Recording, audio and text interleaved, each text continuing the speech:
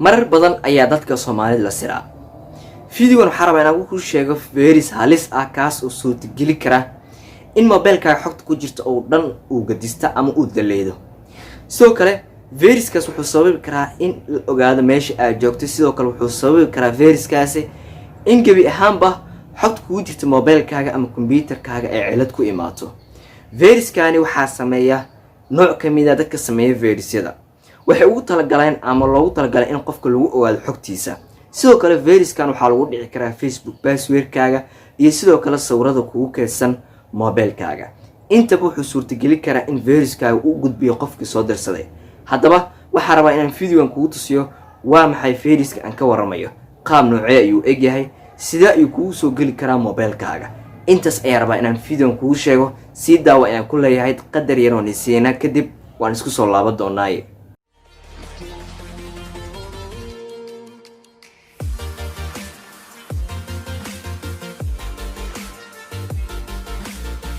isku soo wanaagsan saaxiibayaal, aan ku tusiyo inta aan ku tusin ka hor fadlan fiidiyo hadaad ka heshay la garee.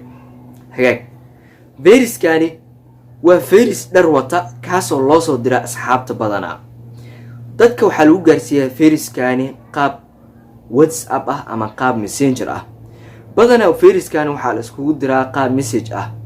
qofka viruska dushiisa waxaa lagu soo qori doonaa haddii aad linkan ku dhufato buuxisana shuruudaha waxaad heli doontaa iPhone 12 Max ama waxaad heli doontaa internet free ah ama waxaad heli doontaa GB free ah. runtii waa la yaabaa dad badan oo Soomaaliyeed oo aaminaya waxaan inay yihiin wax xaqiiq ah kadibna buuxinaya. qofka markuu linkiga ku dhufto kadib wuxuu geli doonaa website oo xayisiin saaran tahay. xayisiintaas ay ku dul qoran tahay haddii aad buuxiso foomkaani waxaad heli doontaa iPhone 11 Max, computer ama internet free ah ama waxyaabo kale. dadka badanaa waxaa loo sheegaa wax qiiro geli kara.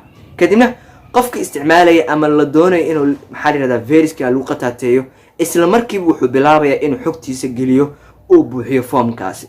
foomkaas waxyaabaha ugu waaweyn ee qofku ku gaadi karaan waxaa kamid ah geli gmailkaaga ama emailkaaga, geli Facebook passwordkaaga, lambarka aad ku isticmaasho, mobilkaaga Samsung account kaaga samaysan geli.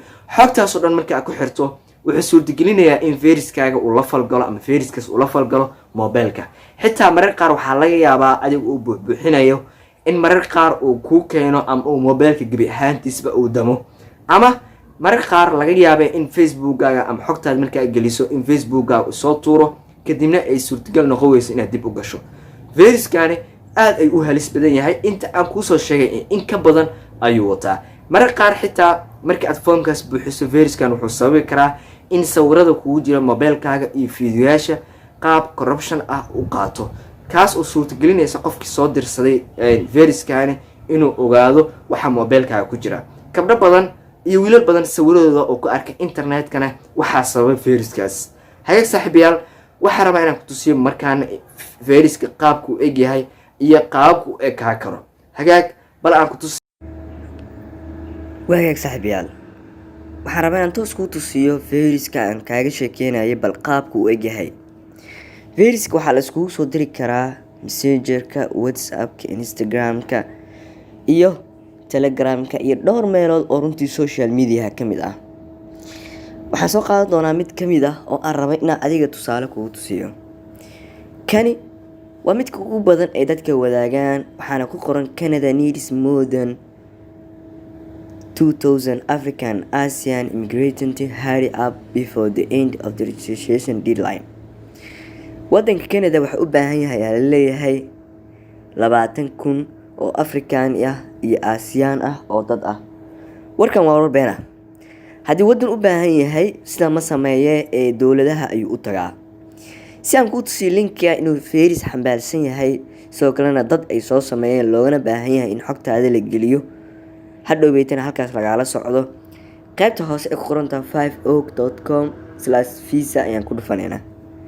kadibna waxaan leeyahay just once si uu ugu soo kaco browserkayga. marka koowaad wajahadan ayuu leeyahay. sida meeshaan ka muuqato lambar ayaa socdo oo loogu talagalay in dadka lagu siro. qaybtan hore ayaa rabaa marka koowaad inaan kaa tusiyo inuu yahay website-kan website been ah. sidaa ujeedid websiteyada runta ah halkaasi quful ayay ku leeyihiin oo buluug ah ama cagaar ah. hadda markaan taabto calaamad su-aalkaas, shirkadda Google waxay cadeynaysaa in connectionka aan la sameynayo website-kan inuusan secure ahayn. waa fahmi kartaa ayaan filayaa. secure waxaan ka wadaa, waxaa meesha qoray you should not enter any sensitive information on this site. wax warbixina website-kan ha gelin sida passwordkaada ama credit card-kaaga.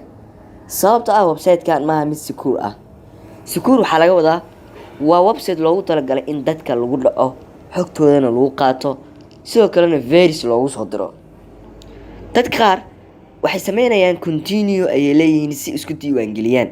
su-aalaha la weydiin doono waxaa ka mid ah, lab maa tahay mise female? aniga ma raba inaan buuxbuuxiyo sababtoo intaan ayaa tusaale kugu filan.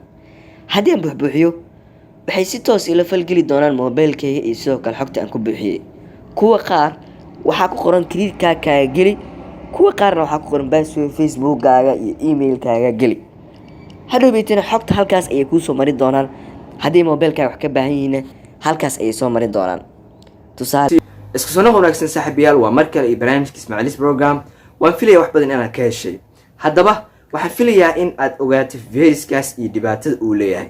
fadlan haddii aad taqaan saaxiib mar walba waxaas ka dawareega halka hoose commentiga ama faalada noogu wadaag si uu iskaga ilaaliyo. sidoo kalena anigu waan kula soo wadaagay, sababta aan kula soo wadaago waxa ay tahay inaad ka faa'iidaysato. fadlan sidoo kale ula wadaag saaxiibkaasi uga faa'iidaysto adigoo taabanaya calaamadda share. haddaad ka cusubtaa barnaamijkaana gacmo furan ayaan kugu soo dhaweyn doonaa. waxaan asbuucii 2 mar ama 3 mar aan wadaagnaa farsamooyin ku saabsan tiknoolajiyadda. waxay noo ballan ah video ikan xiga iyo farsamo cusub. guuleyso.